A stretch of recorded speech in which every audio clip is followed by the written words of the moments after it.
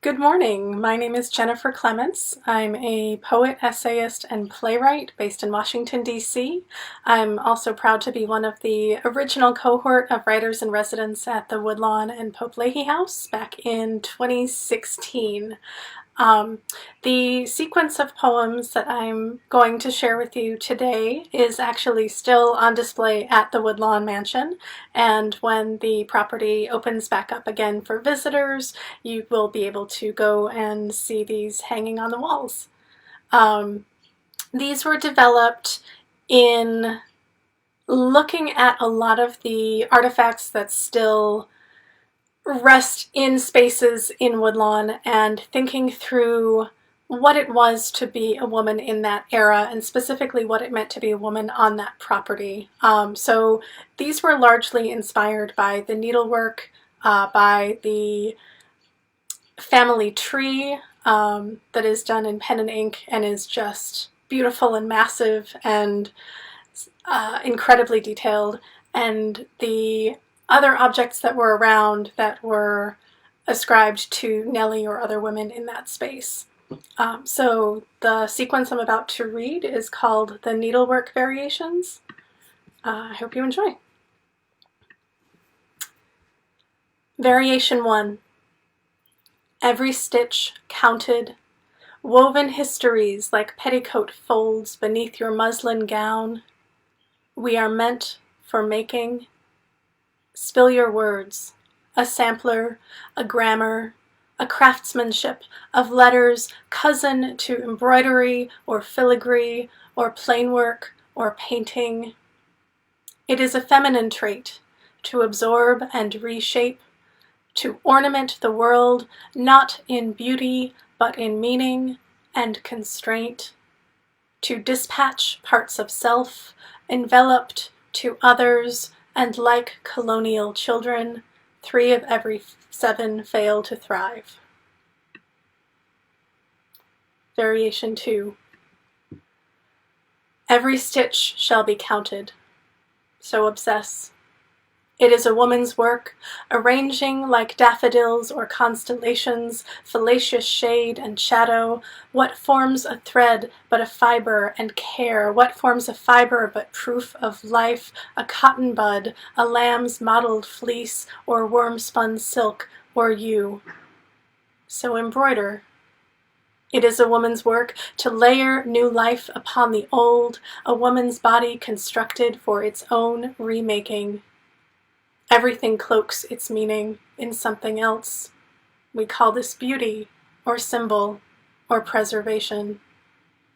And what forms a word but a thread spun of letters? What forms a letter but proof of a hand? Are these words threads, or are these threads words pigmented, pinpricked? I have remade and sent myself to you.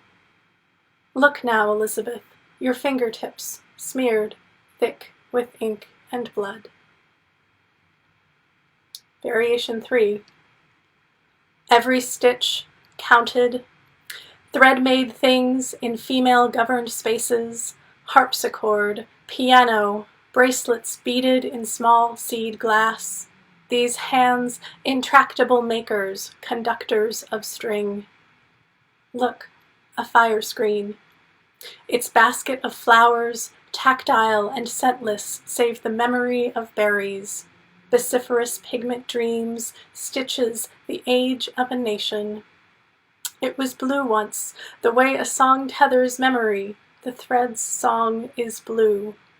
Yellows deepened to ochre, whites dusted to gray. Still, blue is most willing to fade, as though a lesson on age or sunlight. Each thread traces a different path, counting only its own rows. They may take years to complete. I have stitched without planning.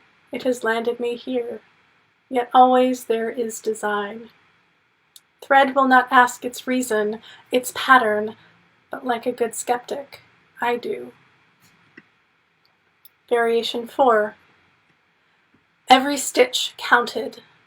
We have worked by candlelight for hours now, or do I mean days, or do I mean decades? Let us not suggest the process is delicate, a pierce repeated through and through. Tell me where creation occurs without rupture. I dare you. Thimbles and revolution, obsessions of different scale, the fall and the falciform, the carmine of cochineal, your dye a siren acid. Let us not suppose women are delicate, a puncture repeated through and through. Tell me where creation occurs without rupture, even counted, even planned. Let us not suppose we do this only to pass the hours. I am this thread and tapestry needle, the wounded fabric, the loveliest and most colorful carnations and daffodils, tattooed on me as on canvas.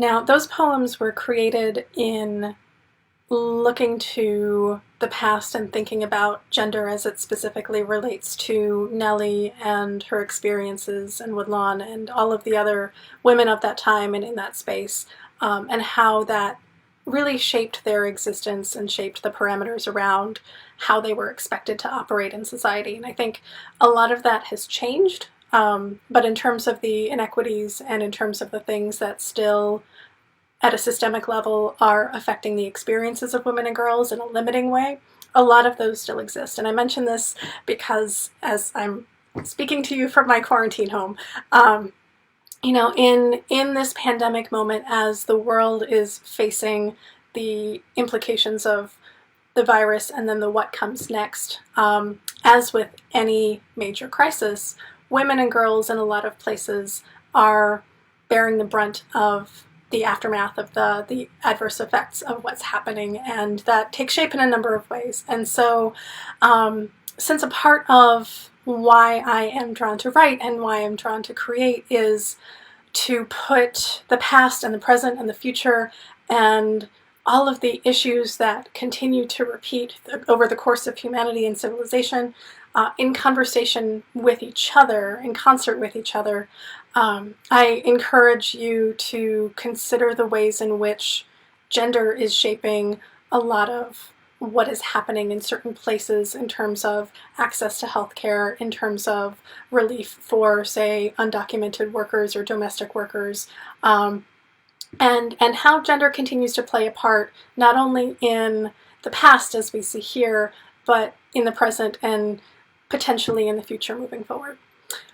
So thank you again to Amanda and to the staff at Woodlawn and Pope-Leighey for inviting me to be with you this morning.